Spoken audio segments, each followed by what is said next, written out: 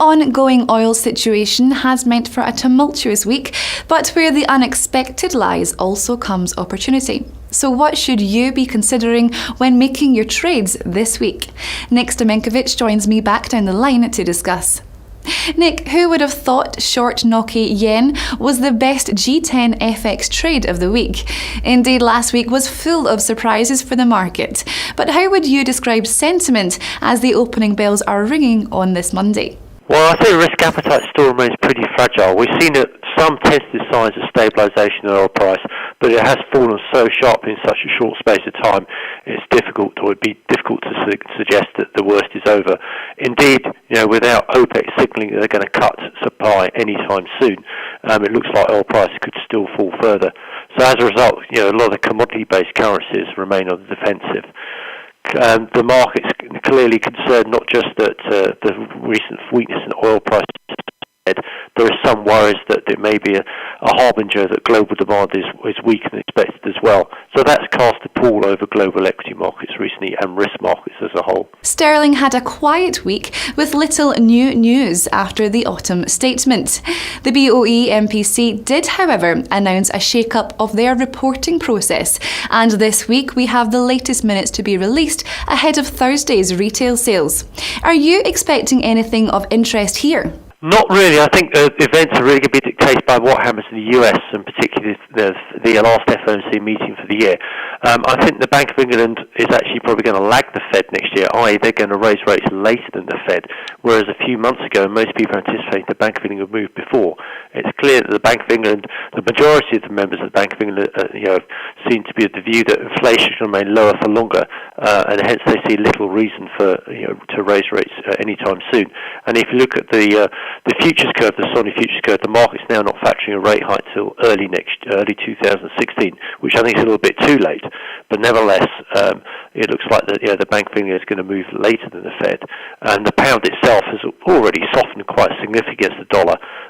So we might see a little bit of consolidation near term, but I don't expect any major surprise in the MPC minutes.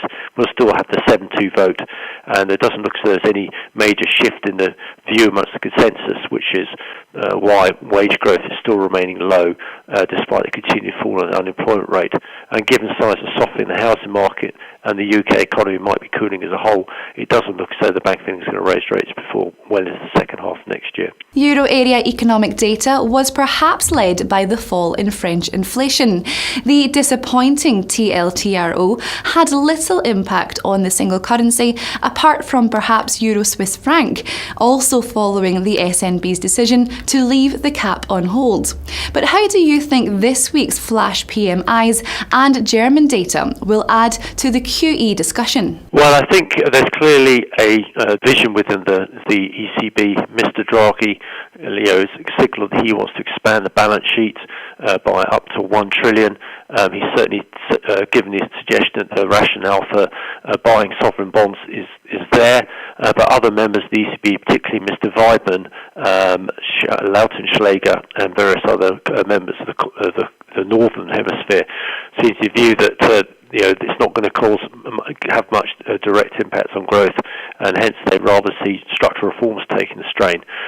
So I think the data this week will probably just reinforce the perception that euro area economy is bouncing on the bottom.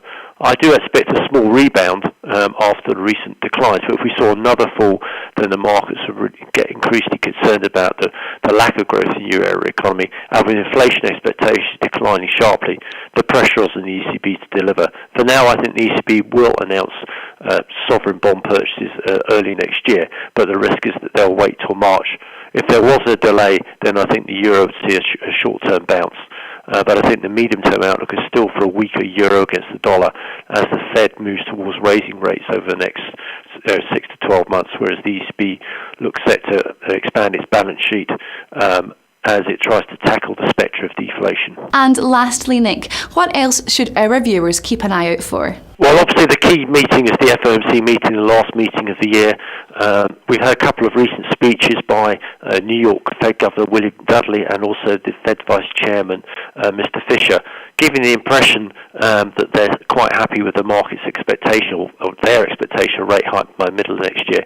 It looks more likely than not they'll drop their considerable time period and move to a more flexible framework in terms of dictating when interest rates are going to rise. Although I think they'll signal that's dependent on the data, and they won't want to give the impression that a rate rise is going to happen, too soon. And it'll be interesting to see how they interpret the recent fall in inflation expectations, market-based measures of inflation expectations, which was downplayed at the previous meeting. So the FOMC meeting to me is quite crucial near-term direction for the dollar, which still looks, relatively bullish. And if we do see a correction in the dollar near-term, I think the dollar will continue to rise against both the euro and the yen over the next year. Nick, pleasure to speak with you. Thank you for your time. Well, that's all from me for the moment, but let us know how your trades turn out by finding us on Twitter and Facebook. Goodbye for now.